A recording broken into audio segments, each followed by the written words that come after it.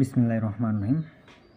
সুপ্রিয় শিক্ষার্থী, এখানে আমরা আজকে একটা অঙ্ক নিয়ে এসেছি, যেটা হচ্ছে প্রাইমারি শিক্ষক নিয়োগ 2010 সালে এসেছে।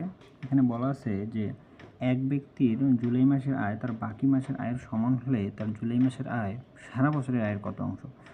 তো আমরা এখানে দেখব যে কোন মাসের কথা বলছে। আমরা যদি দেখি তো এখানে জুলাই মাসের কথা বলছে, তাহলে এখানে একটা মাসকে ইন্ডিকেট করছে, তার মানে 11টা মাস এখন আমাদের হাতে আছে। তাহলে এক মাসের আয় আমরা জানি না কত টাকা আয়, আমরা ধরে নিলাম যে আয় মনে করি জুলাই মাসের আয় কত টাকা, টাকা। তো জুলাই মাসের আয় জয় টাকাই হোক না কেন, বাকি 11 মাসের আয় ঠিক তত টাকাই হবে, যেহেতু এখানে বলছে যে সমান হলে। তাহলে জুলাই মাসের আয় যদি টাকা হয়, তাহলে বাকি 11 মাসের আয়ও টাকা হবে।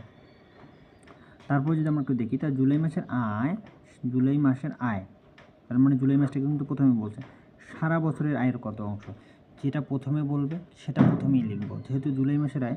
তাহলে মোট আয়ের, সারা বছরের আয় মোট আয়ের কত শতাংশ হবে সেটা নির্ণয় করব। সেটা হচ্ছে জুলাই মাসের হচ্ছে টাকা ডিভাইডেড হচ্ছে তোমার সারা বছরের আয়। সারা বছর বলতে 12 মাস, আর 12 মাসের মধ্যে 11 মাসের আয় যদি টাকা হয়, বাকি এক মাসের আয় টাকা আমরা ইতিপূর্বে লিখছিলাম এখানে।